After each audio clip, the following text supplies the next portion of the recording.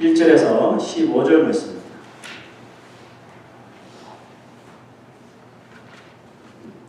창세기 18장 1절에서 15절 말씀까지 여기 주시는 하나님의 말씀입니다. 같이 공부하겠습니다. 시작. 여호와께서 마므레 상수리 나무들이 있는 곳에서 아브라함에게 나타나시니라. 날이 뜨거울 때에 그가 장막 문에 앉아 있다가 눈을 들어본즉 사람 셋이 맞은편에 서 있는지라. 그가 그들을 보자 곧 장막 문에서 달려나가 영접하며 몸을 땅에 굽혀 이르되 내 주여 내가 주께 은혜를 입었사오면 원하건대 종을 떠나 지나가지 마시옵고 물을 조금 가져오게 하사 당신들의 발을 씻으시고 나무 아래에서 쉬소서. 내가 떡을 조금 가져오리니 당신들의 마음을 상쾌하게 하신 후에 지나가소서. 당신들이 종에게 오셨음이니이다. 그들이 이르되 내 말대로 그리하라.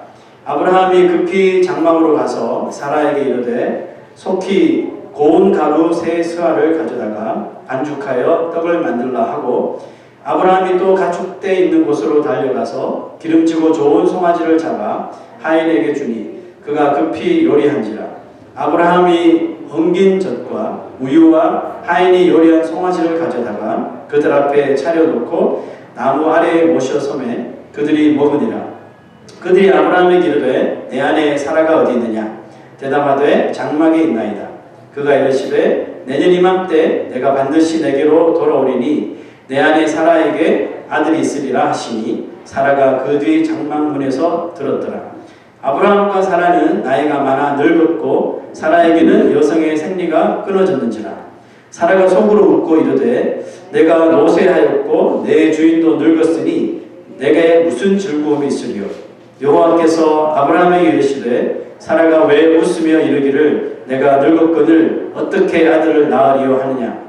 여호와께 능하지 못한 일이 있겠느냐. 기한이 이를 때에 내가 내게로 돌아오리니 사라에게 아들이 있으리라.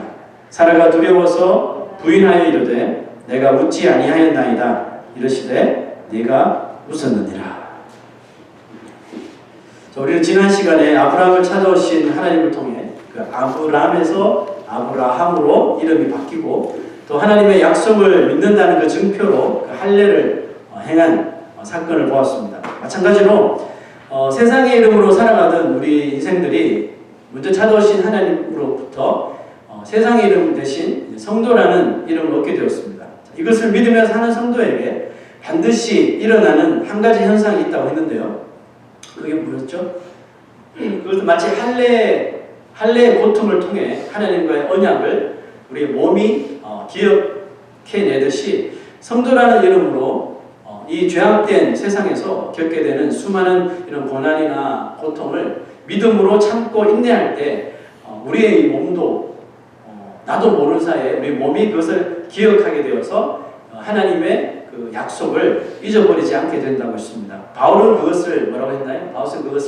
바울은 그리스도의 흔적이 내게 있다 이렇게 말했습니다. 우리가 지난 한 주를 살아내면서 우리가 예수 그리스도를 통해 받았던 마음의 할례를 믿음과 또 인내로 여러분 잘 지켜내셨나요? 과연 여러분 몇 개의 그리스도의 흔적을 지난주에 여러분 남기셨습니까? 혹시 그나마 남아있던 할례의 흔적까지 지우며 살지는 않았는지. 그래서 오늘은 예수 그리스도를 믿음으로 마음의 할례를 얻게 된 그리스도인들이 자신들의 그 삶 속에서 언제나 만날 수 있는 일들을 과연 어떻게 대처해야 하는가 그 말씀에 대해서 한번 살펴보려고 합니다. 할례를 행한 아브라함이 공교롭게도 할례 의식 후에 17장 후에 18장 처음 마주한 일이 사람을 상대하는 일이었는데요. 성도라 칭함을 받은 우리도 역시 인간관계를 통해 변화된 삶을 하나님 앞에 또 사람 앞에 보일 수 있어야 하는데요. 먼저 아브라함의 행동을 한번 살펴봅시다. 아브라함이 그 뜨거운 중동의 날씨를 피해서 그들에서 쉬고 있었습니다. 그때 세 사람이 길 맞은편에 서 있는 것을 봅니다. 그리고 이어진 아브라함의 행동은 오늘 성경을 읽는 성경 독자들의 그 고개를 이렇게 갸우뚱하게 만든다고 생각되는데요. 자, 한번 보시죠. 눈을 들어본즉 사람 셋이 맞은편에 서 있는지라. 그가 그들을 보자 곧 장막문에서 달려나가 영접하며 몸을 땅에 굽혀 이르되 내 주여 내가 주께 은혜를 입어 싸우면 원하건대 종을 떠나 지나가지 마시옵고 물을 조금 가져오게 하사 당신들의 발을 씻으시고 나무 아래에서 쉬소서. 자, 이외에도 아브라함이 급히 종들을 시켜서 송아지를 잡고 최고의 음식을 장만해서 그들을 지극정성으로 섬겨주었습니다. 자, 여러분은 이 아브라함이 보여준 이 행동에 대하여 어떤 생각을 하십니까? 공감하십니까? 아니면 어떻게 저렇게 할 수 있나? 공감하지 않습니까? 물론 히브리 민족들은 여행에 지친 이 나그네를 마치 자기 집에 손님처럼 접대하는 문화를 가지고 있다는 것 아마 지금도 그렇대요. 잘 아실 거예요. 하지만 지금 아브라함의 상태가 아브라함의 나이가 거의 100세거든요. 100세라는 고령의 나이고 또 아브라함의 족장이었잖아요. 그 많은 이 식솔들을 거느리고 있었던 족장이라는 그 간판으로서는 쉽사리 볼 수 없는 장면이라는 것은 틀림이 없습니다. 오늘 제가 이 구절에 밑줄들을 많이 그어놨는데 밑줄 그은 아브라함의 행동을 다시 한번 유심히 관찰해 보십시오. 그들을 보자마자 이 100세의 노인이 수염을 날리면서 달려갑니다. 달려가서 그들을 영접하고 몸을 땅에 굽혀 말합니다. 뭐라고 부르냐면 내 주여라고 말하며 또 자기 자신을 종이라고도 표현하고 물을 조금 가져오게 해서 그들의 발을 씻는 그들이 씻게 했는지 자기가 씻어줬는지 정확히 알지 못하지만 자 이런 일들을 했습니다. 자 여러분 이 밑줄 친 말씀을 보면 이런 일은 대개 누구의 일입니까? 주인이 하는 일이 아니라 주인이 거느리는 하인들, 종들이 하는 일이죠. 그러므로 지금 아브라함은 생명부지에 정말 일면식도 없었던 그 지나가는 나그네들에게 마치 자신이 종이 된 것처럼 종처럼 그들을 대접해 주고 있다는 거죠. 자, 아브라함이 보여준 이 극진한 섬김을 보면서 나그네로 등장하는 이 세 사람의 정체가 궁금해지기 시작하는데요. 18장에 보면 오늘 다 읽진 않았지만 18장에 보면 이들은 그냥 길을 가는 나그네가 아니었다는 것을 우리가 알 수 있는데요. 자, 16절, 17절 한번 보죠. 그 사람들이 거기서 일어나서 소돔으로 향하고 아브라함은 그들을 전송하려 함께 나가니라. 자, 그때 이 세 사람 중에 한 사람이 이렇게 말합니다. 여호와께서 이르시되 내가 하려는 것을 아브라함에게 숨기겠느냐. 정확하게 성경은 이 세 사람 중에 한 사람은 하나님이고 당연히 하나님과 동행하는 두 사람의 천사가 있었다고 이렇게 기록을 하고 있죠. 자, 그렇다면 아브라함은 이들 가운데 하나님이 계신 것을 처음부터 눈치를 채고 그런 극진한 종노릇을 그들에게 보여준 걸까요? 라는 이런 질문을 할 수 있겠죠. 여러분 생각 어떠세요? 아브라함은 그들을 보자마자 그 중에 하나님이 계신 것을 알았을까요? 그래서 아까 우리 읽었던 그 구절처럼 그런 행동을 보여주었을까요? 그렇게 생각할 수도 있어요. 또 어떤 주석은 그렇게 믿는 글도 있습니다. 하지만 아무리 읽고 또 읽어봐도 아브라함이 먼저 하나님을 알아보았을 것이라는 그 말에 공감할 수 있는 그런 내용이 보이지가 않습니다. 그리고 결정적으로 아브라함이 하나님을 처음부터 알지 못했었다는 증거를 성경이 남겨놓고 있는데요. 자, 히브리서 13장 보겠습니다. 형제 사랑하기를 계속하고 손님 대접하기를 잊지 말라. 이로써 부지 중에 천사들을 대접한 이들이 있었느니라. 물론 이 히브리서 기자도 이 부지 중에 천사들을 대접한 사람이 아브라함이라고 이름은 기록하고 있지 않아요. 그러나 성경을 우리가 알면 이 성경 안에서 부지 중에 천사들을 대접한 사람은 두 명이 있거든요. 한 사람은 오늘 본 말씀 아브라함이고 또 이제 다음 장 넘어가면 이 아브라함의 조카 롯이 소돔에 살았잖아요. 소돔에서 롯이 또 부지 중에 그 천사들을 아브라함처럼 대접하는 장면이 나옵니다. 자, 아브라함은 성경이 증거하는 것처럼 이 세 사람 중에 하나님이 계셨다는 것을 전혀 눈치채지 못했다는 거죠. 자, 그러므로 이 아브라함의 100세 고령의 아브라함이 종로를 타면서 그들을 섬겼던 이 섬김이 우리에게 더 크게 또 감동으로 다가올 수밖에 없는 것이겠죠. 저는 이와 같은 아브라함의 예상 밖의 섬김이 그저 아브라함의 인성이나 또 성품에서 나왔다고 보기보다는 이전의 장이었던 17장에서 일어난 사건들이 아브라함에게 영적인 큰 영향을 주었을 뿐만 아니라 아브라함의 삶을 사람을 대하는 그 삶의 변화를 주었다고 그렇게 믿습니다. 17장에서 하나님의 약속을 신뢰하는 증거로 할례를 행하라고 했을 적에 17장 끝에서 아브라함이 온 집안의 남자들 이스마엘 포함해서 다 할례를 행하잖아요.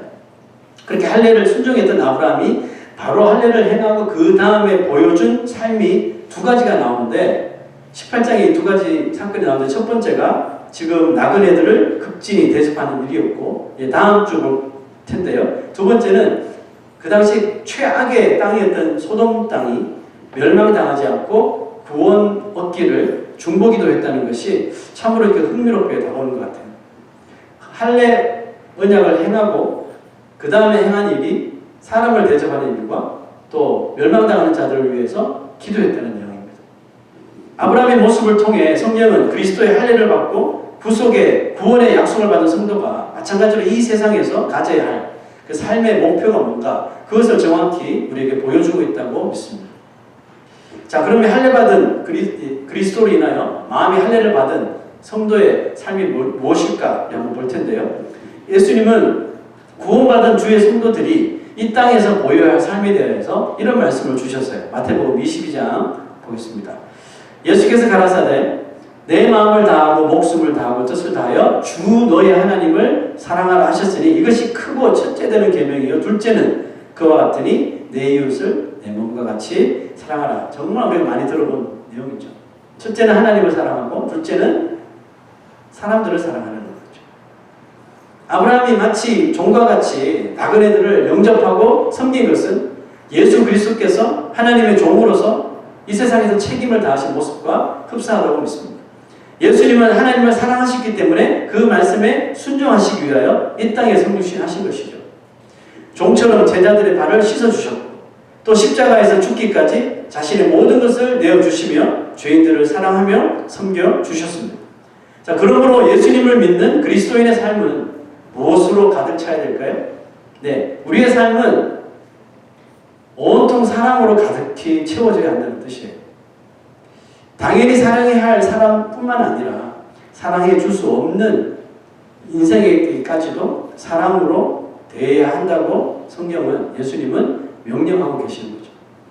왜냐하면 이 사랑이 가지고 있는 엄청난 능력 때문인데요.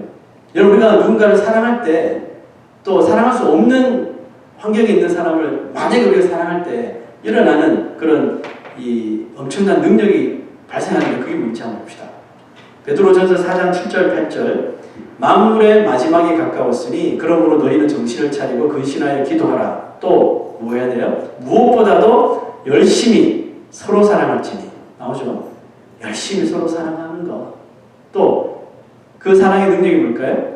그 사랑으로 말미암아 허다한 죄를 덮을 수 있다는 거죠. 사랑해 줌으로써 발생되는 강력한 효과가 뭐예요? 죄를 지을 수 있는 마음을 미리 지워버릴 수 있다는 것입니다. 우리가 예수를 믿고 받은 가장 큰 유익 중 하나는 이거라고 생각하는데요. 예수 믿기 전보다 예수 믿은 후에 적어도 죄를 덜 지을 수 있게 되었다는 뜻이겠죠. 정말 더 영적으로 우리가 거듭나 잘 깨어 있을 수만 있다면 우리가 행하는 그 자범죄는 아마 현저하게 그 퍼센티지가 낮아질 수 있다는. 우리가 죄를 안 짓고 살 수는 없잖아요. 죄를 본성을 가지고 있으니까. 그렇지만 우리 영적으로 더 깨어 있다면 훨씬 더 죄를 지을 수 있는 그 확률을 저 밑에 바닥까지 줄여나갈 수 있다는 사실이죠. 자, 그런데 이와 같은 사랑의 힘의 근본이 어디서부터 나올까요? 바로 그것이 하나님을 진정으로 사랑하는 데서부터 그 사랑이 시작된다는 겁니다. 제 말이 아니고요. 요한일서 4장에 있는 이 말씀인데요. 보시죠. 누구든지 하나님을 사랑하노라 하고 그 형제를 미워하면 성경은 그냥 단도직입적으로 말합니다. 이거는 거짓말이라는 거죠. 하나님을 사랑한다고 그러면서 자기랑 같이 있는 사람, 자기 옆에 있는 사람을 돌보지 못하고 사랑하지 못한다면 이것은 거짓말하는 거라는 거죠. 무엇에 대한 거짓말이에요? 하나님을 사랑하는 게 아니라는 뜻이죠. 보이는 형제를 사랑하지 아니하는 자는 보이지 않는 하나님을 사랑할 수 없느니라 라고 말합니다. 자, 그 다음 구절 보시죠. 우리가 이 계명을 주께 받았으니 이게 계명입니다. 커맨먼트라는 거죠. 사랑을 해도 되고 내가 원치 않으면 안 해도 되고 이게 아니라 무조건 사랑해야 되는 거예요. 사랑은 허다한 죄와 허물을 덮는 능력이 있기 때문에 우리 그리스도인들은 반드시 이런 삶을 살아야 이게 계명이라는 거죠. 이 계명을 우리가 주께 받았으니 뭘 하라고요? 하나님을 사랑하는 자는 또한 그 형제를 사랑할지니라. 오늘 이 말씀을 통해서 좀 많은 찔림이 우리에게 있었으면 좋겠어요. 우리는 내가 사랑하고 싶은 사람만 사랑하잖아요. 그렇죠? 한 사람도 사랑하기 힘든데 뭐 여러 사람을 사랑합니까? 뭐 이렇게 생각할 수 있지만 하나님의 말씀은 그게 아니래요. 하나님의 계명은 그게 아니라잖아요. 할 수 있거든 모든 이와 더불어 화평하라. 집에 문지방을 넘나드는 사람들을 사랑하라. 왜요? 그렇게 해야 될까요? 우리가 하나님의 사랑을 받은 존재이기 때문에 하나님의 사랑이 우리를 그렇게 사랑할 수 있도록 만들어 주신다는 뜻이겠죠. 그러면 아브라함이 나그네들을 보자마자 종처럼 달려가서 허리를 숙이며 그들을 영접하고 대접한 행동이 어디서부터 나왔냐는 겁니까? 어디서부터 나온 걸까요?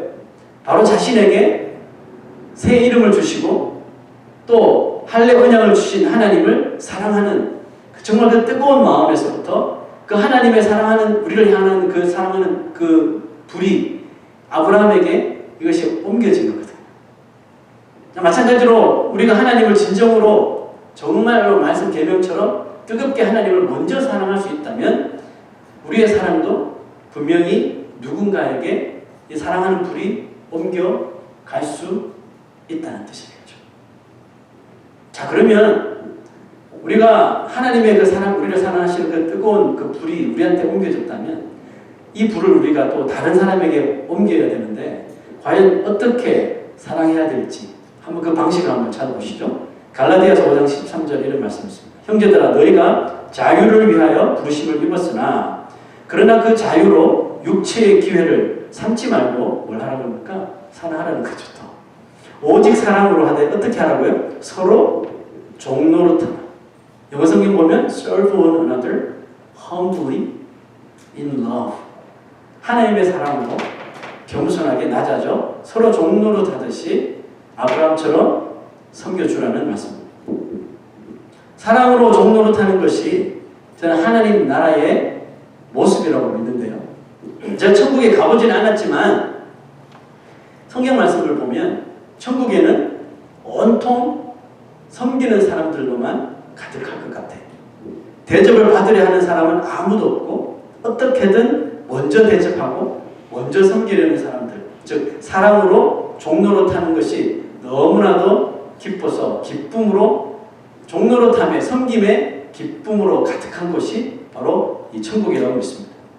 그리고 이 하나님 나라를 이 땅에서 반드시 살아내야 하는 우리 성도는 사랑으로 종노릇하는 것을 세상의 무엇보다도 가장 기쁨으로 여기는 존재들이 되어야 한다는 겁니다. 하나님을 어떻게 우리가 기쁘게 할 수 있어요? 하나님을 기쁘게 할 수 있는 방법은 이 세상에서 하나님께서 주신 그 사랑으로 이 세상을 섬겨나갈 때 그 기쁨을 통해서 하나님을 기쁘게 할 수 있다는 겁니다. 그러면 아브라함이 나그네들에게 보여준 이 종노릇이 억지로 그냥 지어낸 것이 아니라 하나님의 사랑을 받아서 그냥 아주 자연스럽게 자발적으로 흘러나온 아브라함의 기쁨의 반응이었다는 것입니다. 그런데 이와 같은 일이 절대로 쉬운 일이 아니라는 거 알잖아요.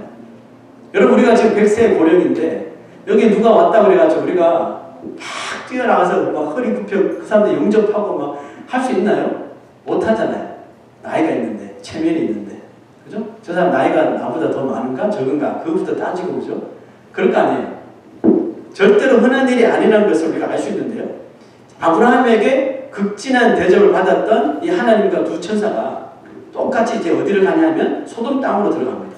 또 사람의 모습으로 나그네의 모습으로 소돔 땅에 들어가는데 들어갔지만 거기서는 완전히 반대되는 대접을 받는 모습을 우리가 성경을 통해서 볼 수 있어요. 자 보세요. 19장 한번 보시죠.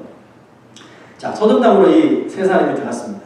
그들이 눕기 전에 그 성 사람 곧 소돔 백성들이 그 지금 롯이 대접을 해서 롯의 집에 들어간 거예요. 이 나그네들이 그들이 거기서 이제 눕기 전에 그 성 사람 곧 소돔 백성들이 노소를 막론하고 늙은이나 젊은이나 다 몰려들었대요. 섬기려고 모였을까요? 한번 보세요. 원근에서 다 모여 그 집을 에워쌌다고 합니다. 그리고 롯을 부르고 그에게 이르되 오늘 밤에 너에게 찾아온 사람들이 어디 있느냐? 이끌어내라. 우리가 그들을 상관하리라. 상관하리라는 것은 남색, 동성애를 하겠다. 그게 다 게이들이라는 것이죠. We can have sex with them. 자, 이 엄청난 타락한 이 소돔 땅의 문화를 우리가 볼 수 있는데요. 소돔에 사는 사람들은 그들에게 찾아온 나그네들에게 뭘 하는 겁니까? 종노릇한 게 아니라 왕노릇하고 있는 거죠. 왕노릇하려고 했고 소돔이라는 땅에 주인 행세를 했으며 자신들의 정말 썩어지고 오염된 그 문화를 바탕으로 자신들의 쾌락을 위해서 그 나그네들을 짓밟으려고 했다는 거죠. 여러분, 이 모습 어디서 많이 보는 모습 아니에요? 이것이 바로 하나님의 사랑을 알지 못하고 하나님의 사랑을 알려고도 하지 않는 이 악한 마귀가 다스리는 바로 이 세상의 적나라한 모습이라는 겁니다. 이처럼 세상과 성도는 사람을 바라보는 인식이 완전히 다르다는 거예요. 세상은 아브라함처럼 스스로 낮아지고 겸손히 종노릇하는 사람을 보면 칭찬하기보다 비웃죠. 멸시합니다. 깔봅니다. 네가 뭔데 종노릇해? 네가 이렇게 잘났어? 섬기는데도 오히려 그렇게 무시를 하고 그렇게 살면 밥됩니다. 이러면서 깔본다는 거죠.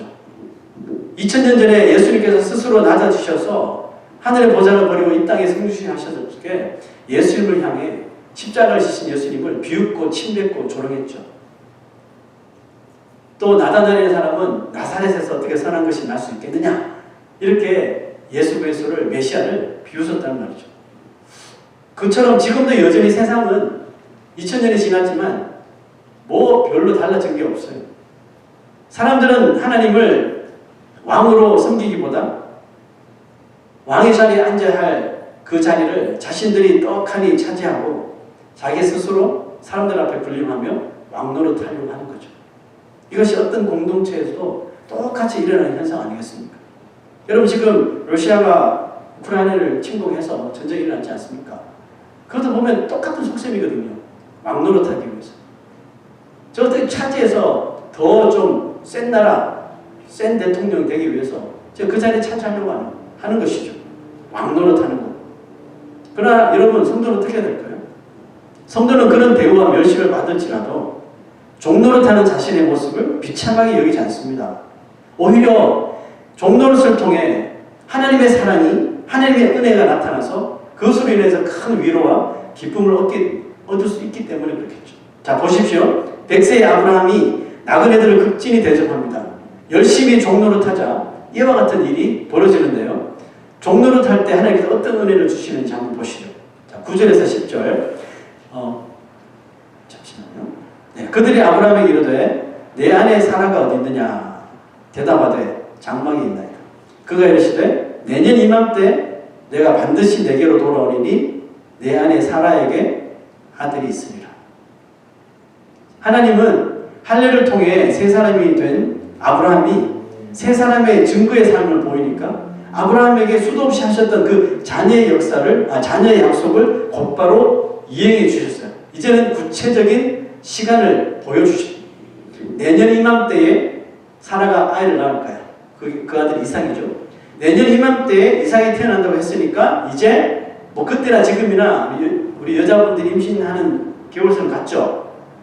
더 늘어졌나요? 똑같죠? 자, 내년 이맘때에 아기를 낳는다고 했으니까 이제 사라가 임신할 수 있는 날이 몇 달 안 남은 거죠. 그죠? 한두 달 안에 혹은 두세 달 안에 바로 사라가 임신하는 모습을 보게 된다는 사실이죠.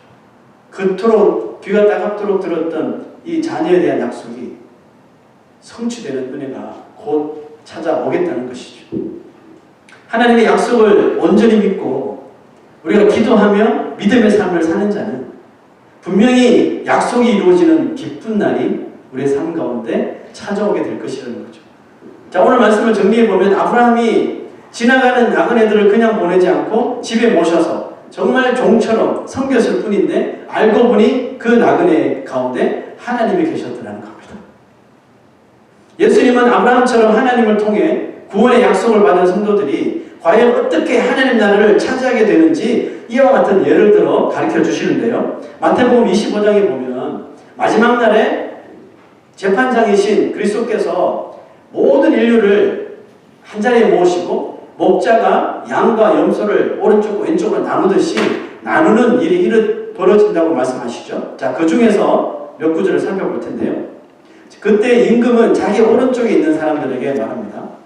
내 아버지께 복을 받은 사람들아, 와서 창세 때로부터 너희를 위하여 준비한 이 나라, 하나님 나라죠. 천국이죠. 이 나라를 차지하여라.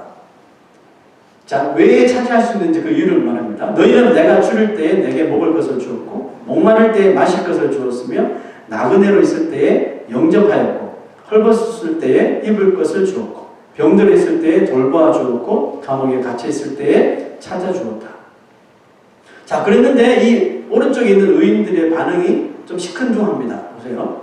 그때 의인들은 그에게 대답하기를 주님, 우리가 언제 주님께서 주신 것을 보고 잡수신 것을 드리고 목마르신 것을 보고 마실 것을 드리고 나그네 되신 것을 보고 영접하고 헐벗으신 것을 보고 입을 것을 드리고 언제 병드시거나 감옥에 갇히신 것을 보고 찾아갔습니까? 우리는 그렇게 한 적이 없는데요 라고 이런 반응을 한 거예요. 자, 그랬더니 예수님께서 이렇게 말씀하셨어요. 임금이 그들에게 말하기를 내가 진정으로 너에게 말한다. 너희가 여기 내 형제 자매 가운데 지극히 보잘것없는 사람 그 하나에게 한 것이 곧 내게 한 것이거든. 참 의미심장한 말씀을 하셨어요. 참 흥미롭지 않습니까?